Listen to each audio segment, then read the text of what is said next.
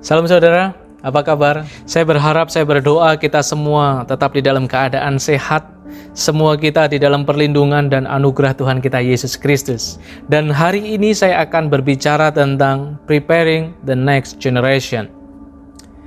Sebagai orang tua, baik orang tua jasmani maupun orang tua rohani, sudah menjadi kewajiban kita untuk kita mempersiapkan generasi yang ada di bawah kita, baik itu anak-anak kita maupun adik-adik kita. Yang menjadi tantangannya saat ini adalah bagaimana kita membangun jembatan dengan generasi yang ada di bawah kita, supaya kita bisa masuk dan kita bisa diterima oleh mereka. Ada beberapa hal yang harus kita kerjakan dan kita akan belajar bersama-sama, saudara. Yang pertama adalah kita mengasihi mereka tanpa agenda yang lain. Di dalam Markus 10 mulai ayat yang ke-17 mengatakan, pada waktu Yesus berangkat untuk meneruskan perjalanannya, datanglah seorang berlari-lari mendapatkan dia dan sambil bertelut di hadapannya ia bertanya, "Guru yang baik, apa yang harus kuperbuat untuk memperoleh hidup yang kekal?" Jawab Yesus, "Mengapa kau katakan aku baik? Tak seorang pun yang baik selain daripada Allah saja. Engkau tentu mengetahui segala perintah Allah. Jangan membunuh, jangan berzina, jangan mencuri, jangan mengucapkan saksi dusta, jangan mengurangi hak orang, hormatilah ayahmu dan ibumu." Lalu kata orang itu kepadanya, "Guru, semuanya itu telah kuturuti sejak masa mudaku."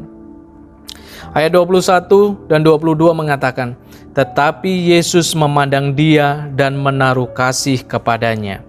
Lalu berkata kepadanya, hanya satu lagi kekuranganmu. Pergilah, jualah apa yang kau miliki, dan berikanlah itu kepada orang-orang miskin, maka engkau akan beroleh harta di sorga. Kemudian datanglah kemari dan ikutlah aku.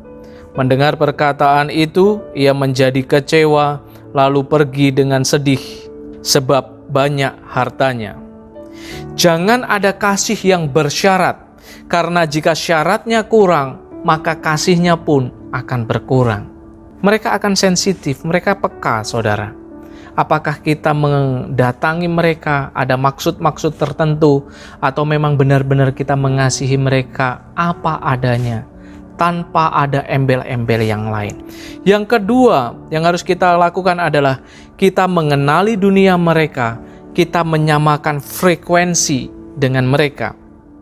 Biarlah kita mulai mengenali dunia mereka dan kita menyamakan frekuensinya dengan cara mungkin kita mengenali bahasa atau istilah-istilah yang biasa mereka pakai.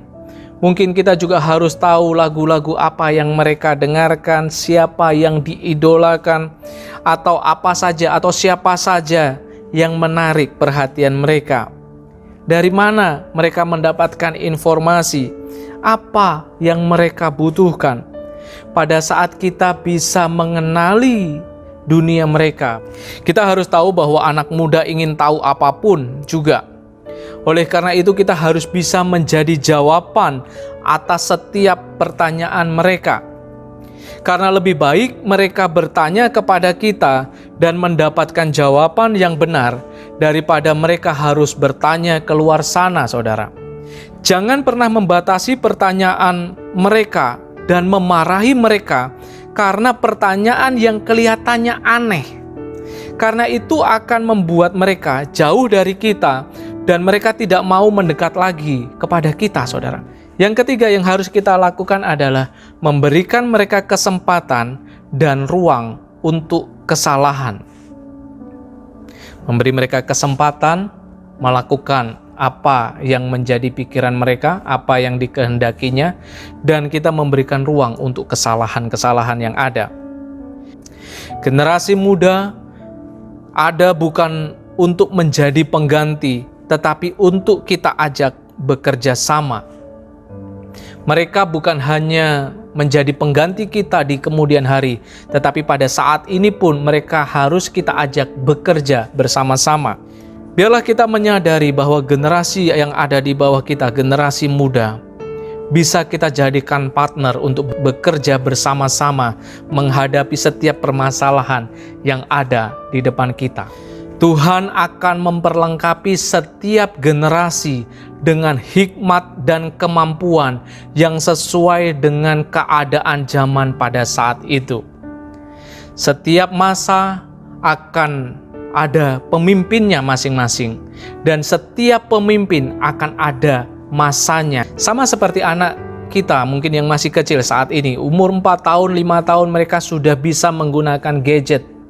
Tidak sama seperti kita dulu pada saat kita baru pertama kali mempunyai handphone.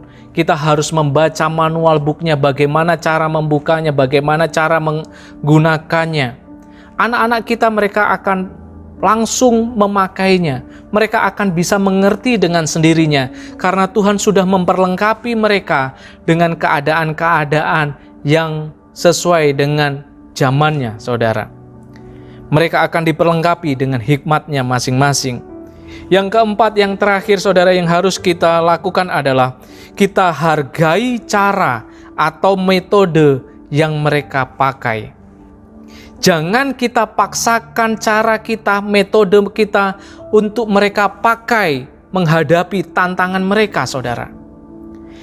Yang harus kita ajarkan adalah bukan caranya, saudara.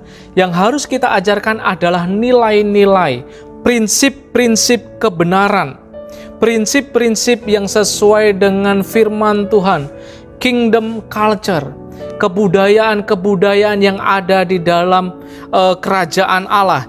Itu yang harus kita ajarkan, itu yang harus kita contohkan kepada mereka, saudara. Mereka butuh support dan hikmat untuk menyelesaikan setiap masalah mereka. Mereka butuh sandaran, mereka butuh diapresiasi, mereka butuh kata-kata semangat. Biarlah itu yang kita berikan kepada mereka, saudara. Bukan sekedar cara, bukan sekedar metode, tetapi nilai-nilai itu, rasa aman itu kita berikan kepada generasi yang lebih muda daripada kita. Jangan patahkan idenya hanya karena aneh didengar telinga kita, saudara. Orang muda adalah untuk masa kini dan untuk masa depan. Mereka akan ketemu masalahnya masing-masing dan mereka akan ketemu caranya masing-masing, metodenya masing-masing. Biarlah hikmat orang tua ketemu dengan kreativitas orang-orang muda dan itu akan menjadi sebuah jawaban atas setiap persoalan mereka. The wisdom from the old meet the creativity of the young.